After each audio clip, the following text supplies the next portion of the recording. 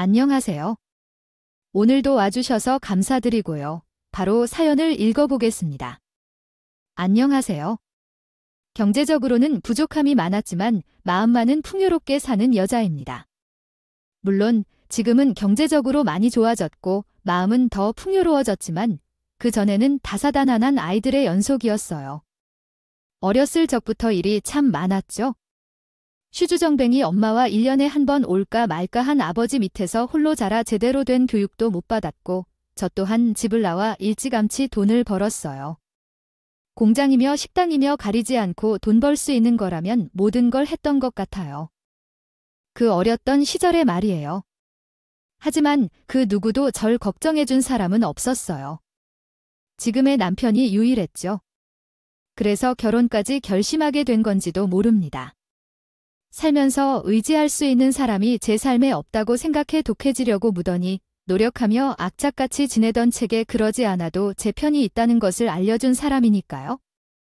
남편을 만나 10개월 만에 저는 그 이와 결혼을 하게 되었어요. 그때 제 나이가 21살이었어요. 너무 어려서 시부모님께서 걱정이 참 많았어요. 저와 남편이 3살 차이밖에 안 나 둘 다 어리니 걱정하시는 게 당연했죠. 그렇다고 심하게 반대하거나 하진 않았어요.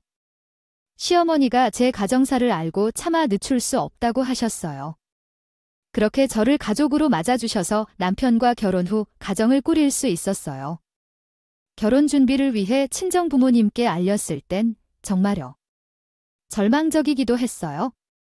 술주정뱅이 엄마는 자신을 버리고 나겠으니 자신의 자식이 아니라고 외쳤고 멀리 지내고 있는 아버지는 저를 위해 시간을 내기 어렵다고 거절을 하였죠.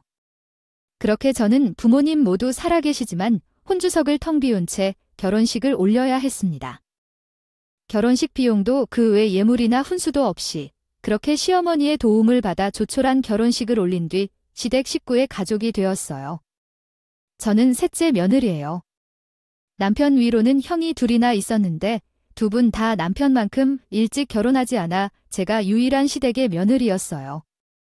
아주버님들은 좋은 말로 이야기하자면 똑똑하고 배운 게 참 많으신 분들이에요. 하지만 나쁘게 말하면 정말 싸가지가 없었습니다. 저와 남편이 일찍 결혼하게 된 이유는 사실 속도 위반이었어요. 저희 신혼집은 작은 원룸에서 시작했고요. 그런데 저희를 아주버님께서는 염려하신 것이 아닌 한심하게 바라봤고 망신이라고 표현하기 바빴어요. 심지어는 저처럼 볼품없고 가정사도 안 좋은데 왜 받아줬냐며 저를 엄청 못마땅해 했어요. 거기다 시어머니를 챙기는 유일한 자식은 제 남편분이었죠. 아주버님들은 똑똑하고 배움은 많았지만 일이 많다는 핑계로 시어머니를 살피지 않았거든요. 그러다 보니 자연스럽게 남편이 시어머니를 챙기는 게 당연시 됐고요.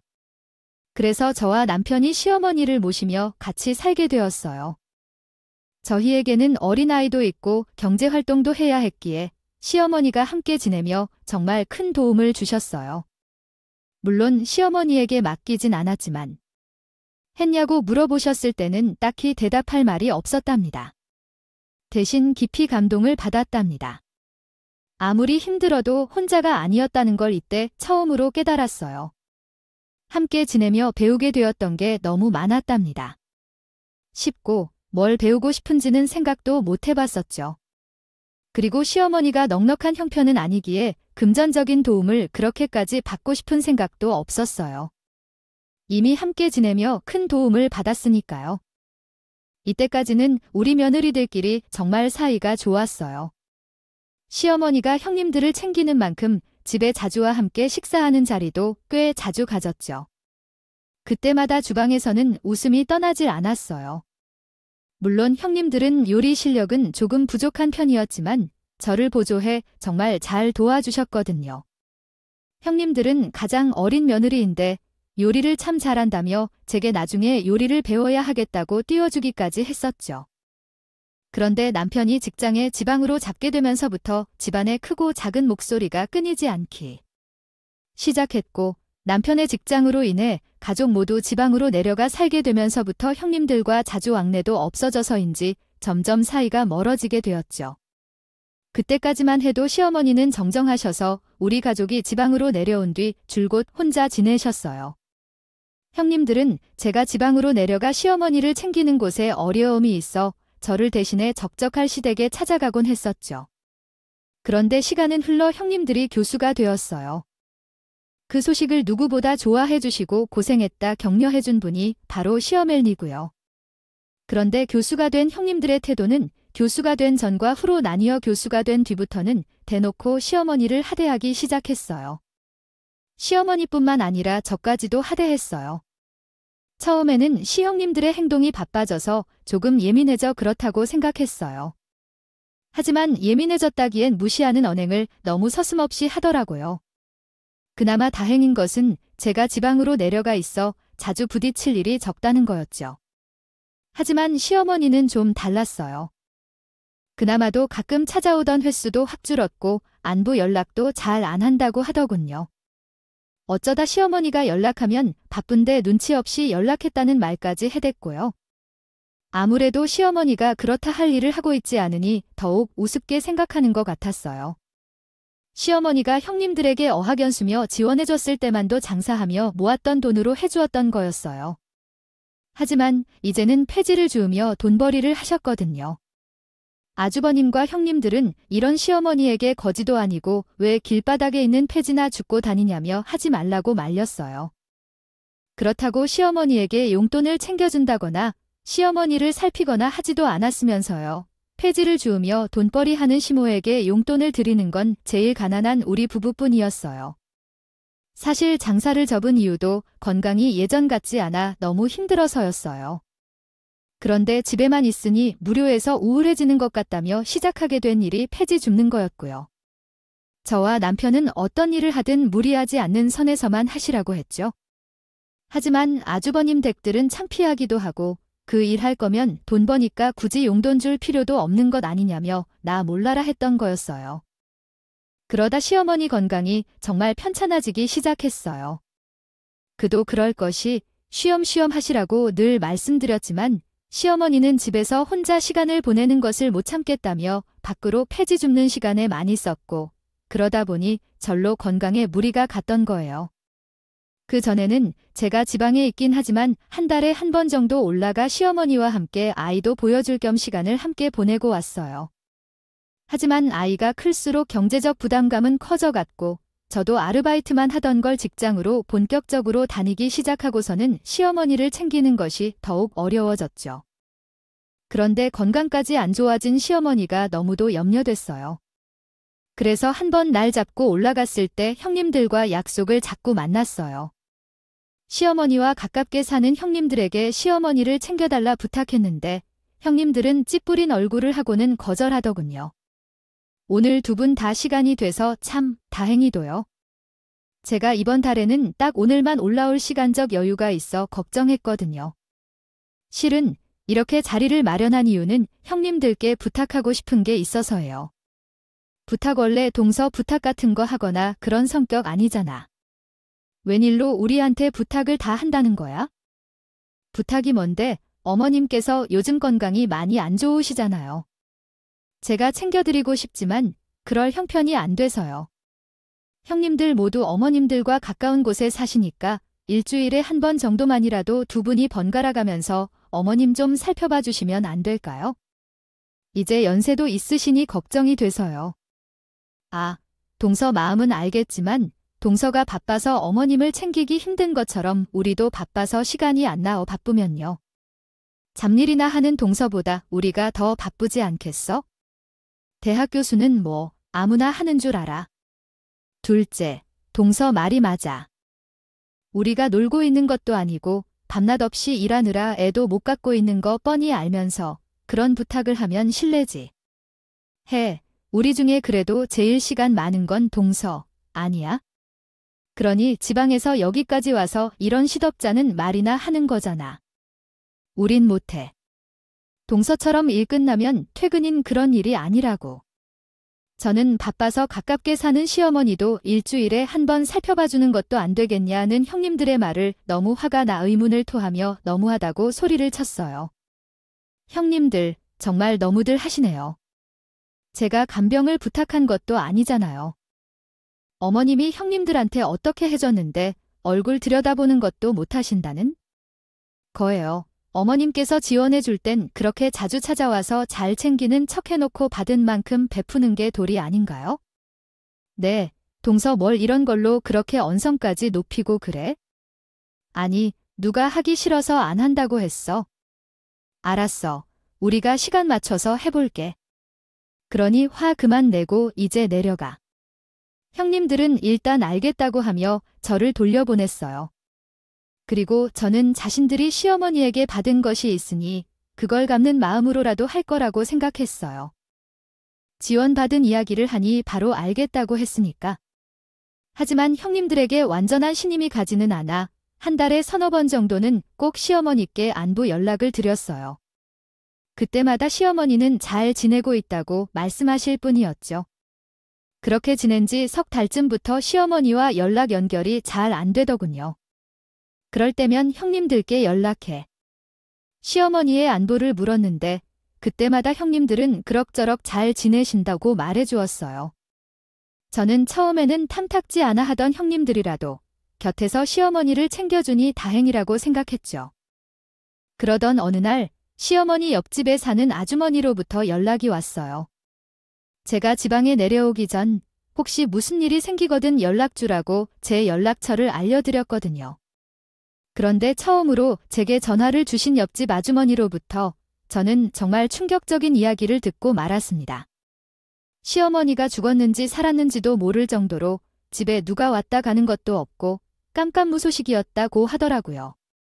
원래는 가끔 마주치면 인사를 나누며 가볍게 수다도 떨고 친하게 지내던 이웃이었는데 어느 순간부터 전혀 본 적도 없다면서요. 마침 아주머니께서 TV 뉴스를 보다가 독거노인에 대한 기사를 다룬 것을 보게 되었고 갑자기 불안감이 엄습해 열쇠를 따고 시댁안으로 들어가게 된 거예요. 그런데 집에 들어가 보니 입에 담을 수 없이 난리가 났더라는 겁니다. 시모는 밥도 제대로 못 챙겨 먹어서 앙상하게 뼈만 남은 채 누워서 힘든 숨을 몰아쉬고 있었고 집은 청소도 하나 안 돼요. 환한 낮에도 벌레 소굴이 따로 없었다고요. 시어머니가 누워있던 이부자리며 방 안 곳곳에 벌레가 없는 곳이 없었다는 거예요. 저는 그 말에 정말 심장이 쿵하고 내려오는 것만 같았어요. 하지만 믿을 수 없는 이야기일 뿐이었어요. 저는 형님들이 매주 찾아봐야 할 것이라고 그럴 리 없다고 몇 달 전에 제가 시어머니를 만나고 돌아온 때까지만 해도 몸은 편찮으셨지만 걷는 것까지는 못할 정도는 아니었다고 말했어요. 옆집 아주머니는 그런 제 말에 지금 상황을 부정한다고 할 문제가 아니라며 자신이 뭐하러 거짓말까지 하겠냐고 전화를 붙잡고 이렇게 여유롭게 통화할 시간이 없어서 어서 누군가 오셔서 어머님을 챙기라며 화를 내셨어요. 쓰레기 소굴 같은 집에서 아픈 사람을 더는 둘 수 없지 않겠냐면서 말이에요. 저는 일단 회사의 사정을 이야기한 뒤 반차를 써서 남편에게 급히 연락해둔 뒤 시댁으로 향했습니다. 물론 옆집 아주머니에게도 지방에서 올라가는데 시간이 좀 걸리니 그때까지만 시어머니를 좀 챙겨달라고 말해두었어요. 그렇게 3시간 만에 시댁에 도착했어요. 그리고 들어서자마자 저는 눈이 질끈 감길 정도로 참담한 모습을 봤어요. 옆집 아주머니 말로는 미음죽을 자기 집에서 끓여와 조금 먹였지만 거의 먹지 못했다고 말해주더군요.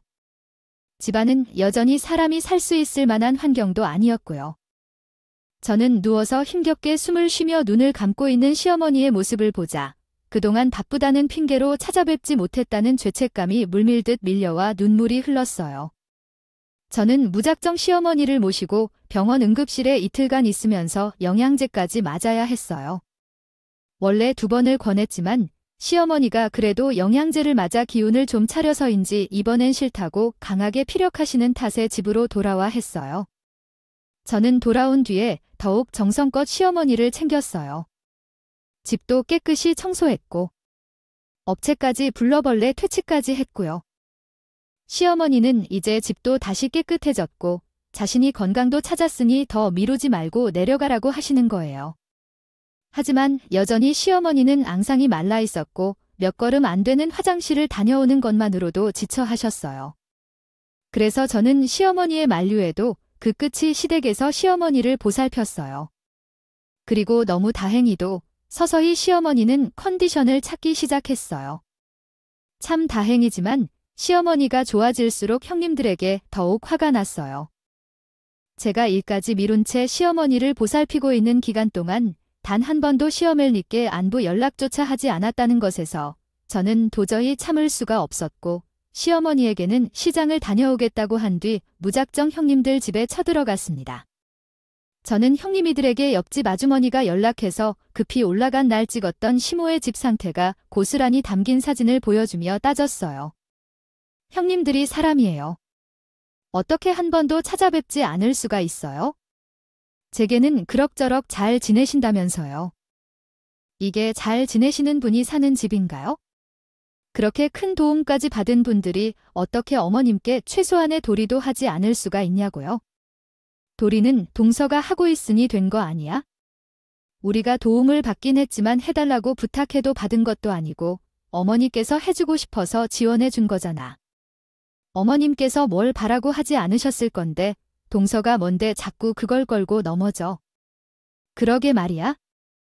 어머님께서 우리를 위하신 건 맞지만 우리가 도움을 청하지 않았어. 해주신다길래 받은 것뿐이지. 그리고 시부모 모시는 게 의무는 아니잖아. 힘드셨으면 우리에게 연락을 하셨어야지. 냉정히 말해서 우리가 찾아가지 않아서 저렇게 된 게 아니라 어머님이 바보같이 혼자 참아서 이 사달이 난 거잖아. 하지만 가족들이 조금만 관심을 가졌어도 이런 일은 없었을 것 아니에요. 그래도 가족인데 아니 어떻게 이렇게 무심할 수 있어요? 아줌마님들은 더 너무하세요. 친엄마면서 어떻게 이리 관심도 없이 사실 수 있어요, 네? 재수씨, 우리 중에 재수씨네 부부보다 한가한 사람이 있어요. 아, 정신없이 살다 보면 자기 자신도 챙기기 바쁘단 게 세상이잖아요.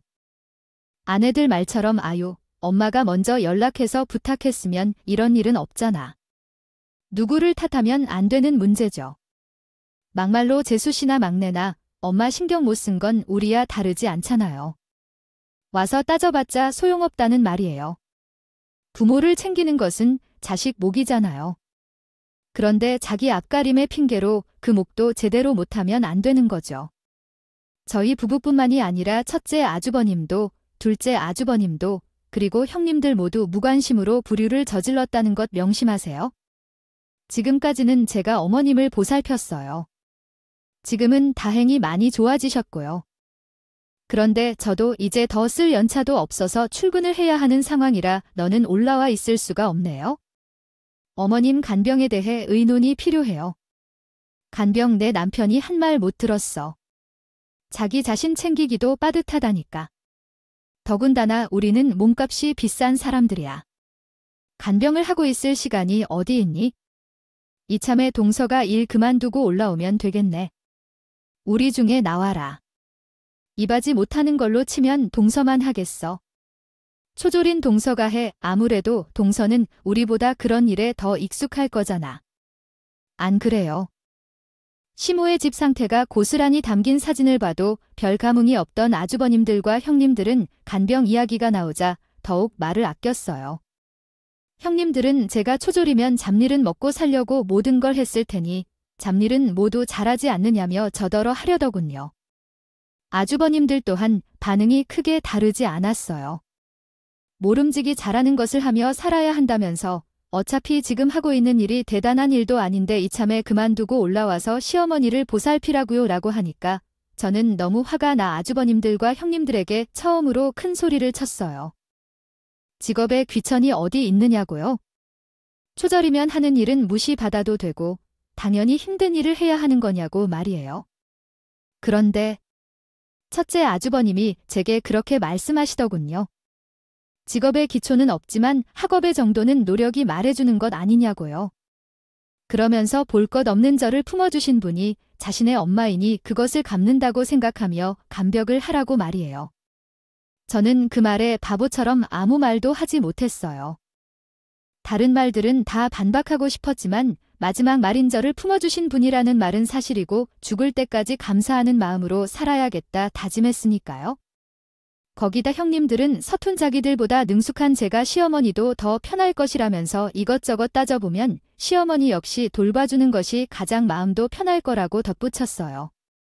그렇게 결국 제가 시어머니를 돌보게 되었죠.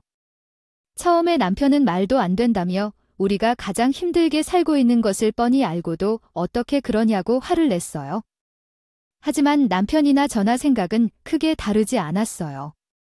시어머니가 편하게 지내길 바란다는 건 말이에요. 그래서 제가 일까지 그만두고 시댁에 머물면서 시어머니를 모셨어요. 그런데 한 번 확건강 이상했던 적이 있어서인지 면역이 많이 떨어져 잔병치레 횟수가 많아졌어요. 그래도 잘 넘어가서 큰 탈은 없었지만요. 그런데 결국 크게 아프시고 말았어요. 아무래도 연세가 있으니 아무리 잘 챙겨드려도 면역이 떨어지면 어쩔 수가 없더라고요. 시어머니의 첫 증상은 폐렴이었어요. 아무래도 어르신들에게 폐렴은 만만하게 볼 질병은 아니더라고요. 기침도 너무 심하고 숨도 너무 헐떡거리는 터라 걱정이요. 이만저만 아니었는데 결국 입원까지 하게 되었습니다. 그런데 폐렴뿐만 아니라 혈압까지 정상 범위를 넘긴 상태더라고요. 정말 어떻게 되는 줄 알고 간이 콩알만 해졌던 아이들이었죠. 병원에 입원한 뒤 가족들에게 시어머니의 입원 소식을 알리게 되었는데 너무 황당했던 게 아주버님과 형님들이 제 원망을 쏟아내는 겁니다. 제가 시어머니를 돌보기 전에는 분명히 정도까지는 아니었다면서 말이에요.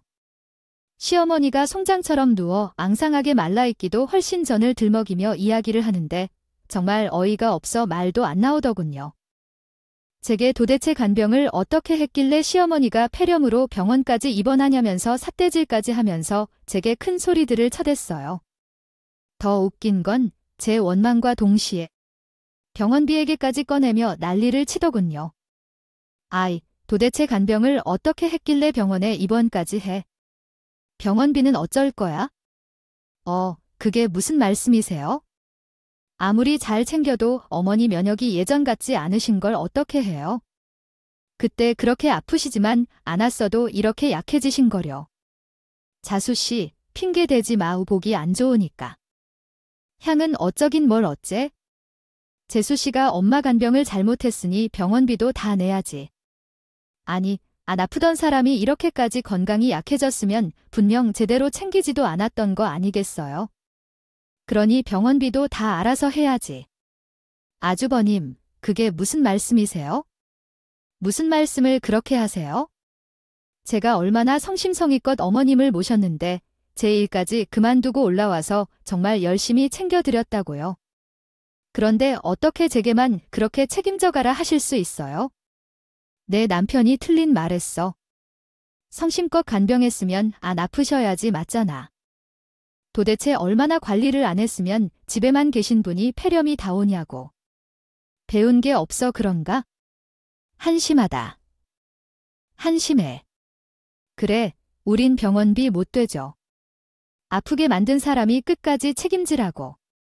책임 종과는 무슨. 아이 동서가 못한 만큼 동서가 책임지는 거지. 우리는 절대 도와줄 생각 없으니까 그런 줄 알아. 시어머니를 잘못 간병한 탓이라며 병원비도 알아서 하라는 이야기를 전부 시어머니가 듣고 계셨어요. 어떻게든 참으려고 버티고 계셨던 시어머니는 결국 발악을 하며 다들 나가라고 고래고래 고성을 치셨고 주변에 있던 간호사들이 시어머니의 고성을 듣고 급히 들어와 혈압이 올라가면 더 안 좋아진다며 체크하기 바빴어요. 그리고 모두 나가라고 했어요. 결국 저는 시어머니의 기저귀를 손에 쥐어둔 채 병실에서 쫓겨났고 아주버님들과 형님들도 다 같이 쫓겨났죠. 아주버님들과 형님들은 시어머니가 화가 나 발악한 것도 제가 순순히 알겠다고 했으면 일어나지 않았을 일이라며 저를 탓하기 바빴어요. 병원에서 창피하게 이게 무슨 꼴이냐면서 말이에요. 그런데 옆에 있던 형님들이 제가 기저귀를 들고 있는 것을 보고는 저를 멀찍이 밀쳐내며 짜증나 죽겠는데 더럽게 이게 뭐냐며 꼴도 보기 싫으니 꺼지라는 거예요. 그러면서 옆에 있는 둘째 형님 것을 저를 벌레 보듯 힐끗 쳐다보고는 혀를 내두르는데 진짜 너무 열이 받아 형님들의 얼굴에 무작정 기저귀를 집어 던져버렸어요. 그러자 형님들이 저를 몰매하기 시작했습니다. 아주버님들은 형님들이 저를 몰매시키든 말든 신경도 쓰지 않았어요. 형님들은 그런 아주버님들을 믿고 더욱 거세졌죠. 그런데 그때 마침 덩치 큰 남자들이 우르르 몰려오더니 저를 감싸며 형님들을 바닥으로 내동댕이 치는 게 아니겠어요.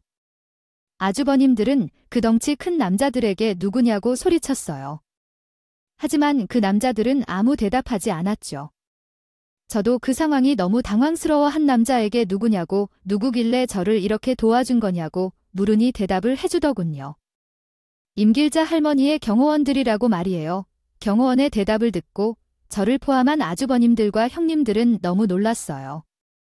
임길자는 바로 우리 시어머니의 성함이었으니까요. 시어머니에게 경호원을 하니 믿기지 않았죠. 평범한 우리에게 경원이 있지는 않잖아요.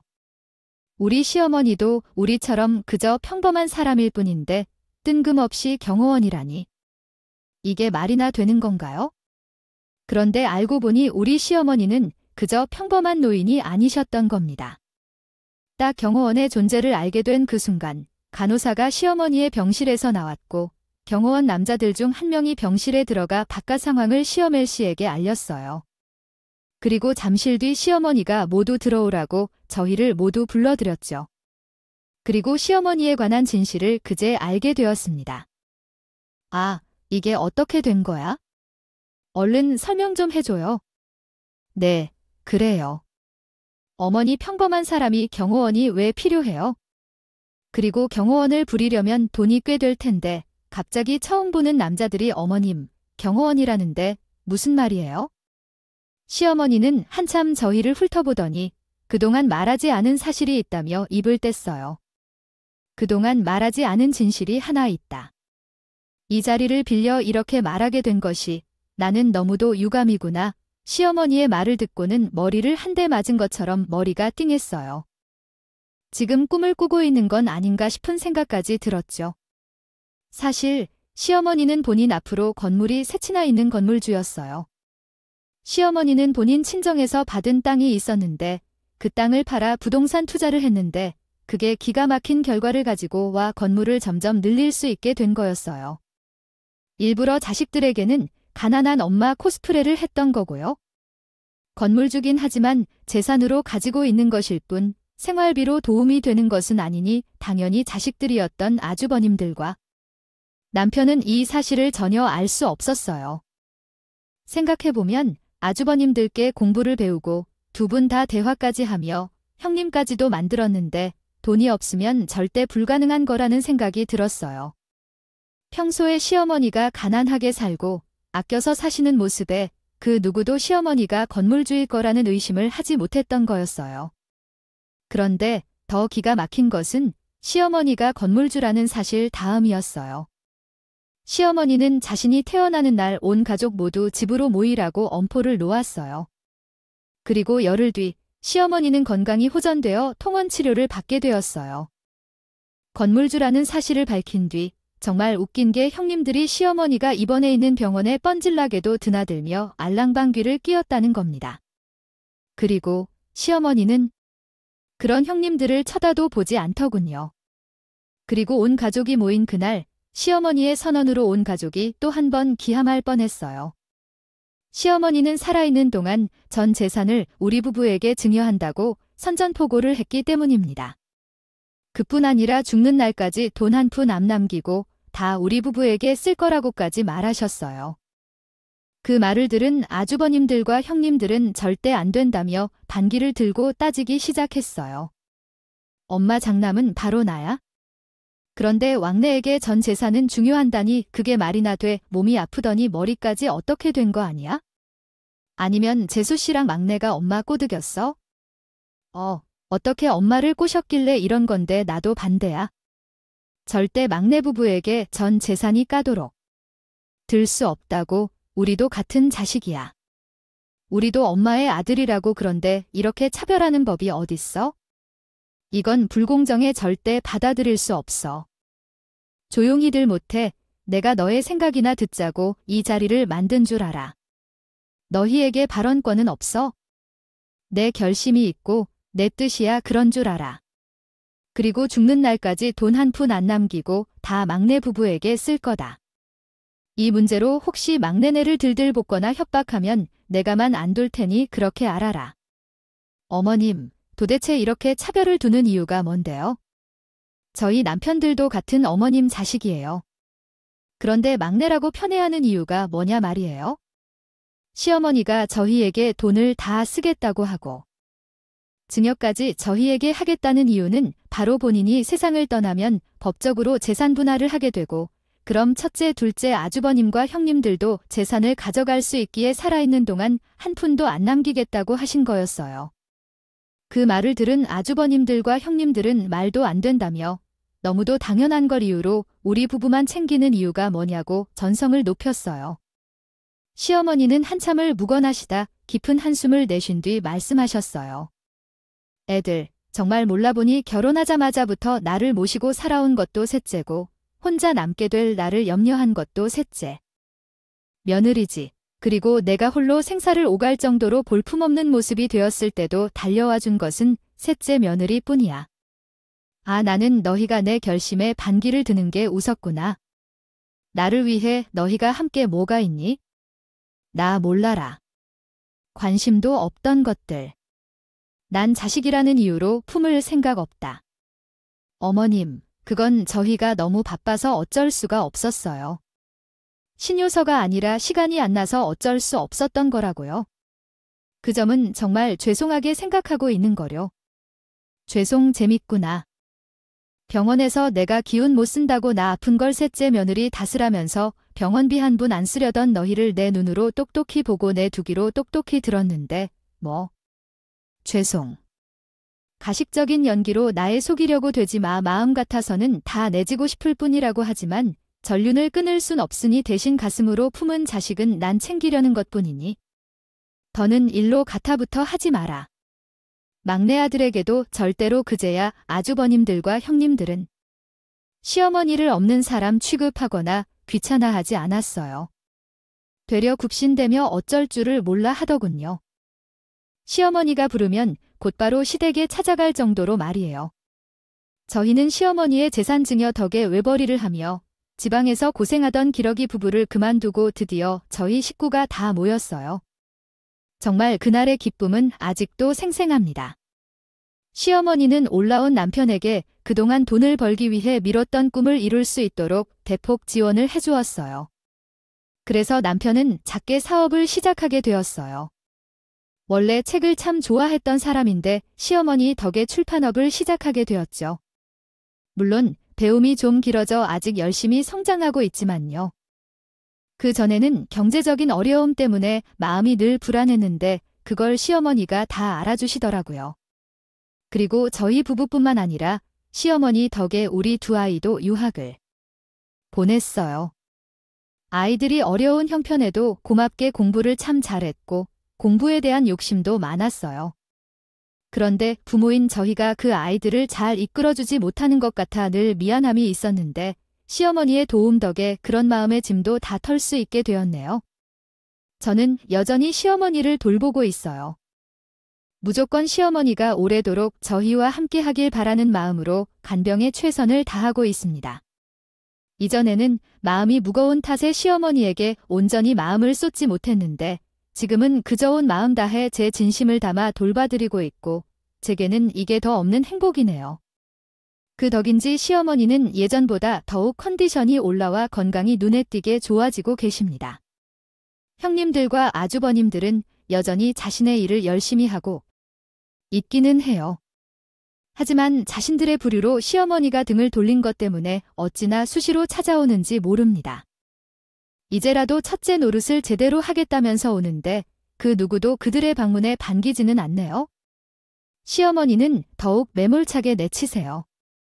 집에 찾아오면 제가 더 고생이니 얼씬도 말라면서 말이에요. 그 후 한 번 형님들이 술에 진탕 취해 시어머니를 찾아온 적이 있었어요. 그날 시어멜 씨에게 너무 서운해서 술 한잔 했다며 어찌나 술고장을 뿌렸는지 모릅니다. 자기들이 교수가 되어 시어멜니의 면을 살려줬는데 쥐뿔도 없는 초절임 며느리만 좋아할 수가 있냐고요. 제가 초졸이라 자기들은 창피해서 어디 가서 말도 안 꺼내는 그런 며느리가 뭐가 좋냐고 말이에요.